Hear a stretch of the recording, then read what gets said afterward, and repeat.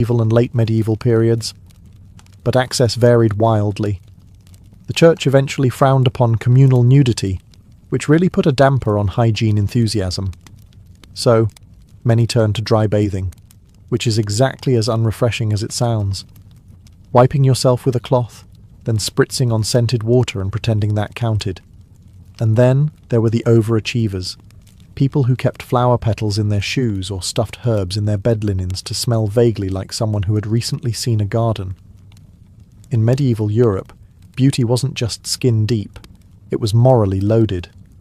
A well-composed face could be a divine blessing, a social weapon, or a trap set by the devil himself. Sometimes all three before breakfast. To be beautiful was to walk a very fine line. On one hand, physical beauty, clear skin, symmetrical features, pale complexion, was considered a sign of virtue. If you were lovely, it meant you were blessed, possibly chosen by God, or at the very least, unlikely to steal sheep. Poets, preachers, and painters alike described beauty as evidence of a pure soul. But there was a catch. If you knew you were beautiful, or worse, if you used that beauty to your advantage, you immediately became suspect. Vanity was a sin, remember? And showing too much interest in one's appearance hinted at pride, seduction, or worst of all, French tendencies. Medieval sermons warned that women's beauty could tempt men into sin, which, of course, was entirely the woman's fault. Eve set a precedent, and medieval Europe ran with it for a solid 1,000 years.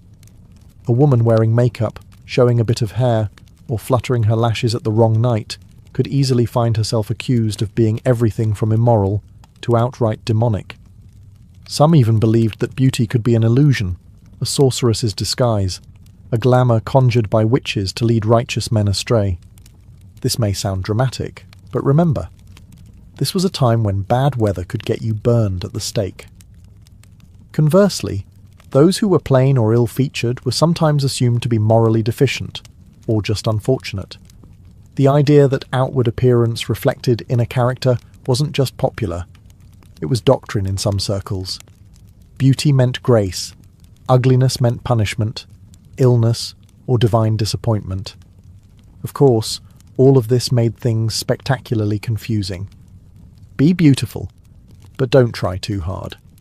Glow with virtue, but not so much that it looks like pride. And above all, never look more attractive than the local lord's wife. That was a one-way ticket to a silent convent or